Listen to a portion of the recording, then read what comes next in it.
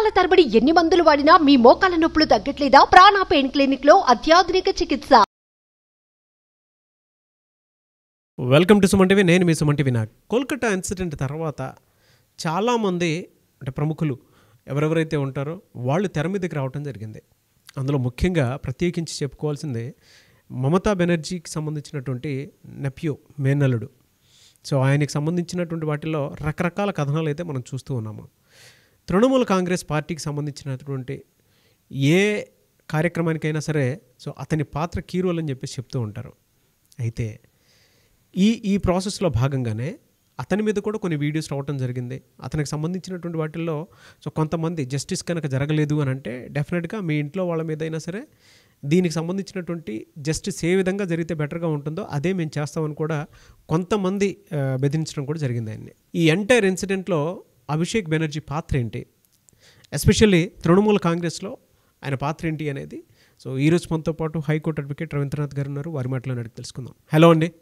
Hi అండి నాగరాజ్ గారు. అభిషేక్ బెనర్జీ పాత్ర ఏంటి సార్ అసలు తృణమూల్ కాంగ్రెస్లో? బంగ్లా నిజర్ మాయకా ఛాయ్, బంగ్లా నిజర్ మాయకా ఛాయ్ ఇది తృణమూల్ కాంగ్రెస్ పార్టీ యొక్క నినాదం. అంటే ఇది బెంగాల్లో ఉంటుంది. తెలుగులో ట్రాన్స్లేట్ చేస్తే బంగ్లా అంటే బెంగాల్ నా కూతురు కావాలి, ఇది వాళ్ళ యొక్క పార్టీ యొక్క స్లోగన్. బంగ్లా నిజర్ మాయకా ఛాయ్ అంటే బెంగాల్ ప్రజలు నా కూతురు కావాలి, అంటే బెంగాల్ నా కూతురు కావాలి అన్నటువంటి స్లోగన్ అది. మా మిట్టి మానుష్, నా తల్లి నా మట్టి, నా జన్మభూమి మానుష్ మనిషి, తల్లి నేల మనిషి, ఈ మూడే మా ప్రధానం అని చెప్పుకొని తిరిగినటువంటి తృణమూల్ కాంగ్రెస్ యొక్క ప్రధాన స్లోగన్ ఇదే. తృణమూల్ కాంగ్రెస్ పార్టీ ఏర్పాటైంది కూడా ఈ స్లోగన్ మీదే. కానీ ఈరోజు ఆ రాష్ట్రంలో జరుగుతున్న అరాచకాలకి ఈ స్లోగన్కి ఎక్కడైనా అర్థం ఉందా లేదంది ఆ పార్టీ కార్యకర్తలు, ఆ పార్టీ సభ్యులు, యావత్ రాష్ట్రం కూడా ఆలోచించుకోవాలి. నాట్ ఓన్లీ యావత్ రాష్ట్రం కాదు, ఎక్కడెక్కడైతే బంగ్లా ప్రజలు ఉన్నారో వారందరూ కూడా మరొకసారి ఆలోచించుకోవాల్సిన అవసరం ఉంది.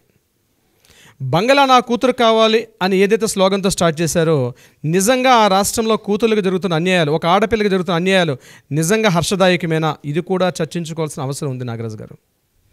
అభిషేక్ బెనర్జీ ఈరోజు తృణమూల్ కాంగ్రెస్ పార్టీలో ప్రధాన జాతీయ కార్యదర్శి. తన రాజకీయ ప్రస్థానం 2009లో మొదలైంది. అప్పుడప్పుడే ఎదుగుతున్నటువంటి వ్యక్తిని తీసుకొని పార్టీలో, అంటే అప్పటికే 2009లో అతనికి ఫస్ట్ టైం టికెట్ ఇచ్చారు. కానీ అంతకుముందు తృణమూల్ కాంగ్రెస్ పార్టీలో కొన్ని వ్యవహారాలు నడిపేవాడు. ముఖ్యంగా మమతా బెనర్జీకి సన్నిహితంగా ఉంటూ పార్టీలో అంతర్గత వ్యవహారాల్లో ప్రధాన పాత్ర భూమిక పోషిస్తూ అటు మమతా బెనర్జీకి పార్టీకి అనుసంధానంగా చేస్తూ ఒక కీలక పాత్ర పోషించేవాడు అభిషేక్ బెనర్జీ. ఇతను 1976 ఆ టైంలో జన్మించాడు. ఇతను 2009లో డైరెక్ట్గా పార్టీలోకి ఒక కీ రోల్గా ఆయనకి ఇవ్వడం జరిగింది. ఇతను ప్రజెంట్ కలకత్తాకు దగ్గరగా ఉంటే నార్త్ 24 పరగనాస్ డిస్ట్రిక్ట్లో ఉండి డైమండ్ హార్బర్ అన్నటువంటి ప్రాంతానికి ఇతను ఎంపీగా ప్రజెంట్ పదవిలో ఉన్నారు. ఇప్పటివరకు ఆయన ఈ రోజు కూడా ఎమ్మెల్యేగా పనిచేయలేదు. 2009 నుంచి ఇప్పటిదాకా ఆయన ఎంపీగానే కొనసాగుతున్నారు.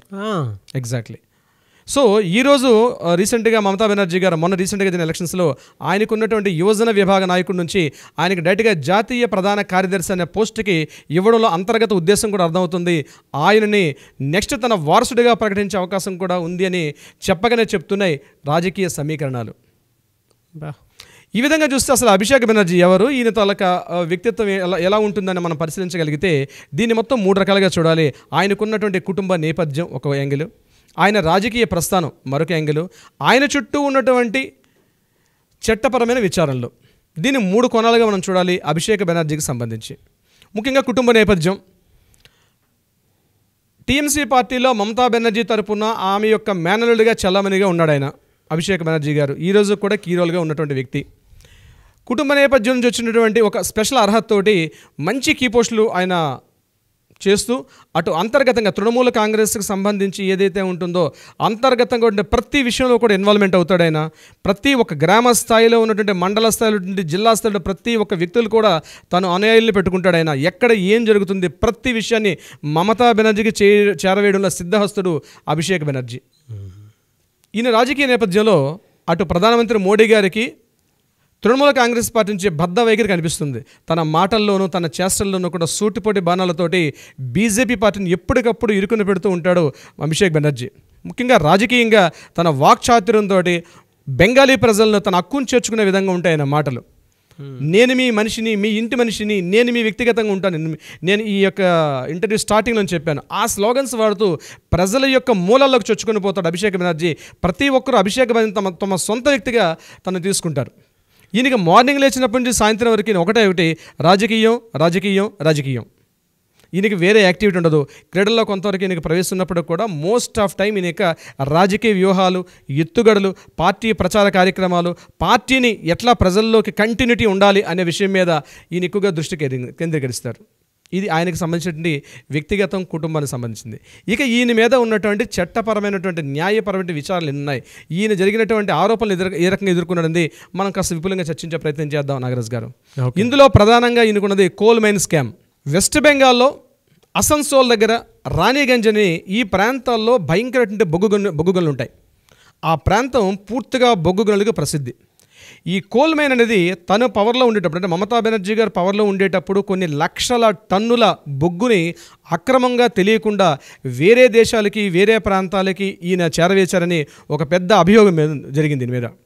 దీనికి సంబంధించి అనేక ఆర్థిక అవకతవకలు పాల్పడ్డారని, దానికి సంబంధించి అక్రమార్జన కేసులని కూడా తన సొంత అకౌంట్లో, తన భార్య అకౌంట్లో కూడా వేశారు. దీని మీద సిబిఐ విచారణలు జరిగాయి, ఈడీ విచారణలు జరిగాయి. అనేక విధాలైన న్యాయపరమైన చిక్కుల్లో ఒక దశలో ఇరుక్కుపోయారు ఈ కోల్ మైన్ స్కామ్లో. అంటే ఈ కోల్ మైన్ స్కామ్లో ఆ క్వాలిటీ బొగ్గు, భారతదేశంలో ప్రధానంగా అత్యంత క్వాలిటీ ఉన్న బొగ్గు ఈ అసన్సోల్ అనే ప్రాంతంలో దొరుకుతుంది, రాణిగంజ్ అనే ప్రాంతంలో దొరుకుతుంది.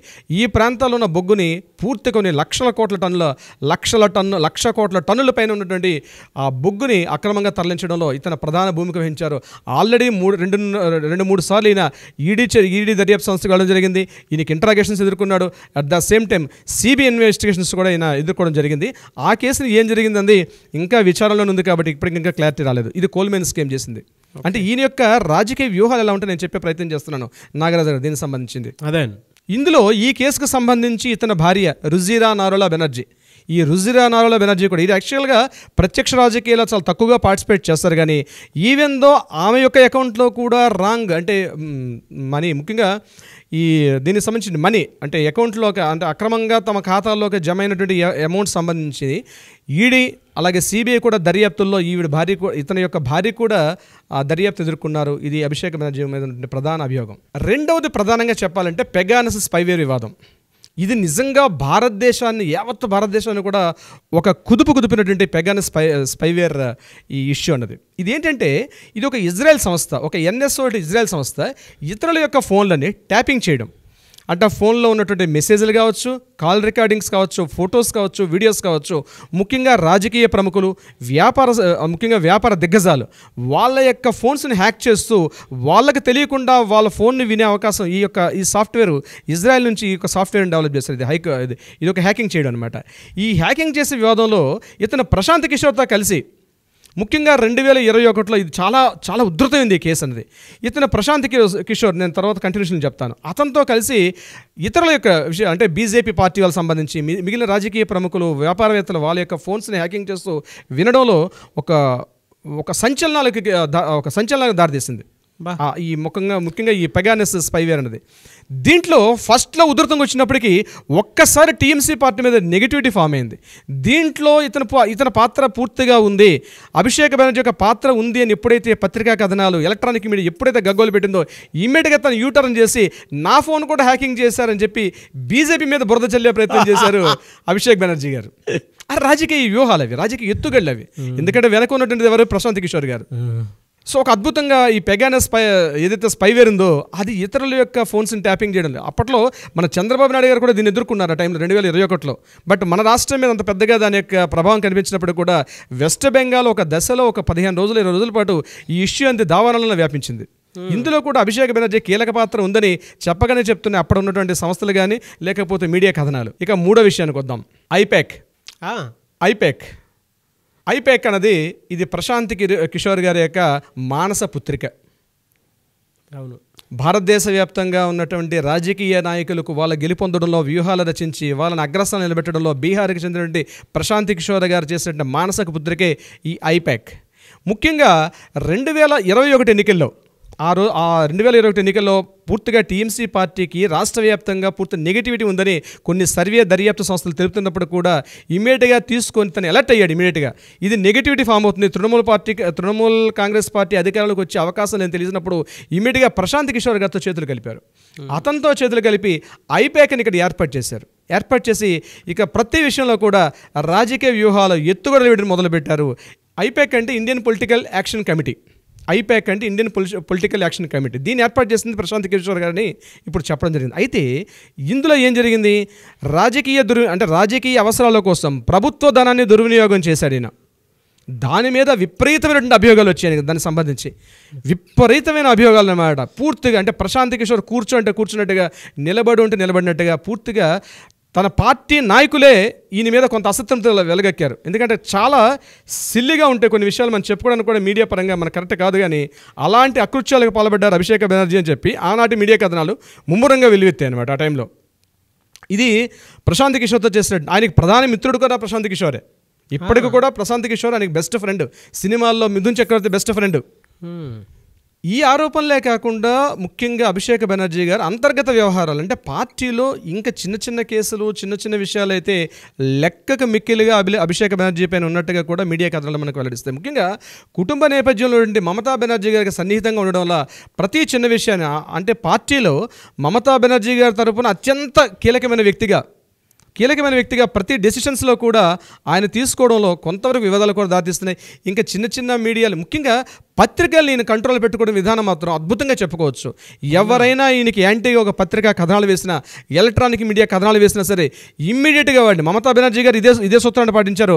అదే సూత్రాన్ని ఆమె నుంచి పుచ్చుకున్నటువంటి అభిషేక్ బెనర్జీ గారు కూడా దాన్నే కంటిన్యూ చేస్తారు. ఎవరైనా పత్రికా కథనాలు యాంటీగా రాసినట్లయితే చాలా దారుణ పరిస్థితిని ఎదుర్కొంటారు. ముఖ్యంగా పత్రికా స్వేచ్ఛ అనేది ఒక విధంగా చెప్పాలంటే తృణమూల్ కాంగ్రెస్ పార్టీలో ఇప్పటికీ పత్రికా స్వేచ్ఛ లేదని చెప్పుకోవడంలో ఎటువంటి సంశయం అయితే లేదు నాగరాజు గారు. దీనికి సంబంధించి అవినీతి ఆరోపణలు, స్మగ్లింగ్, మాదక ద్రవ్యాలు ఇటువంటి విషయాల్లో డైరెక్ట్గా ఇన్వాల్వ్మెంట్గా ఉన్నట్టుగా మనకి ఎక్కడ కనిపించినప్పటికీ కూడా ఇతని ఇన్వాల్వ్మెంట్ పూర్తి స్థాయిలో ఉందని కేంద్ర దర్యాప్తు సంస్థలు ఆల్రెడీ ఒక నిఘా పెట్టి ఉన్నాయని మాత్రం అయితే కొన్ని మీడియా కథనాలు మనం తెలియపరుస్తున్నాయి.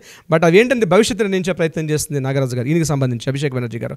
అయితే రాబోయే రోజుల్లో కలకత్తాకి అంటే ముఖ్యంగా తృణమూల్ కాంగ్రెస్ పార్టీలో మమతా బెనర్జీ గారి తరపున నెక్స్ట్ ముఖ్యమంత్రి ఇతనే అన్నటువంటి డీటెయిల్స్ అయితే ఉన్నాయి. అయితే మోడీ గారు చేస్తున్న చర్యల వల్ల తృణమూల్ కాంగ్రెస్ పార్టీ ఇప్పుడు పార్టీ పరంగా నేను చెప్తున్నానండి, పార్టీ పరంగా అప్పటి వరకు 22 సీట్లు Trinamool Congress party out of 32లో అంతకుముందు 19 సీట్స్ ఉండేవారు. ఇప్పుడు 22 సీట్స్కి పెరిగారు మోడీ గవర్నమెంట్లో కూడా. అంటే మోడీ ప్రాబల్యం తక్కువగా ఉందని చెప్పొచ్చు.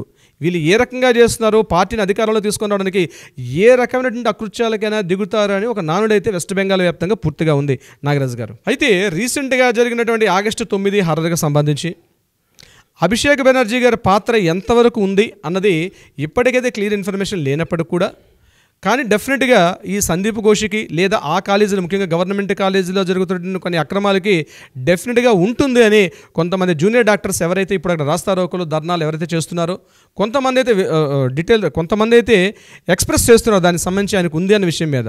అయితే దీనికి సంబంధించి ఈయనకి ఎంతవరకు ఉంది అన్న విషయం ఉందా లేదా ఏ మేరకు ఉంటుంది అన్న విషయాన్ని మనం నెక్స్ట్ ఎపిసోడ్లో దాన్ని డిస్కస్ చేద్దాం నాగరాజు గారు. కానీ మీరు చెప్తున్నటువంటి అన్నీ కూడా మీరు కలెక్ట్ చేసినటువంటి డేటా ఏదైతే ఉందో చాలా డీప్ రూట్స్లోకి వెళ్ళిపోతున్నారండి. మీ నాలెడ్జ్కి అయితే దానికి హ్యాట్స్ ఆఫ్ అని చెప్పేసి చెప్తాను. ఇవాళ మనం రాబోయేటువంటి రోజుల్లో కూడా మంచి ఎపిసోడ్స్ అంటే లైఫ్ స్కిల్స్కి సంబంధించినటువంటి ఎపిసోడ్స్, దాంతోపాటు చట్టాల మీద అవగాహన, దాంతోపాటు రిలేషన్షిప్ వాటికి సంబంధించినటువంటి వాటిల్లో మంచి అవగాహన కల్పించేటువంటి వీడియోస్ మాత్రం డెఫినెట్గా చేయాలని కోరుకుంటాను. ఎందుకు అనంటే డీప్ రూట్స్లోకి వెళ్తున్నారు. అంటే ఒక వేదిక్ సైన్స్ గురించి మనం చదువుకునేటప్పుడు మనం ఏ విధంగా అయితే పాత రోజులకు వెళ్ళి ప్రతిదానికి ఒక కొలమానము, ప్రతిదానికి ఒక రీజను అనేది ఏ విధంగా అయితే ఉంటుందని నేర్చుకుంటూ ఉంటామో అలాగే కేసుకి సంబంధించిన దాంట్లో చాలా డీప్ స్టడీ చేసి రూట్స్లోకి వెళ్ళి ఎక్కడెక్కడి నుంచో కోల్కతా వాళ్ళకి ఫోన్ చేసి దాంతోపాటు మళ్ళీ మన సుమన్ టీవీ మేనేజ్మెంట్ నుంచి అక్కడికి ఒక టీమును పంపించి మనం వీడియోస్ తీసుకొని రావటం జరిగింది. సో అంత డేటాని మీరు చెప్పడం అనేది really great, hats off to you అండి, నో డౌట్. సో ఏదున్నా we want justice, we demand justice, దీనికి సంబంధించినటువంటి వాటిల్లో నో డౌట్. అండ్ ఒకటి క్లియర్గా చెప్పగలుగుతాను, ఒక 2 డేస్లో దీనికి సంబంధించినటువంటి డేటా అయితే మనకి డెఫినెట్గా వస్తుంది. ఎందుకంటే సుప్రీంకోర్టు ట్రయల్స్లో ఉంది కాబట్టి.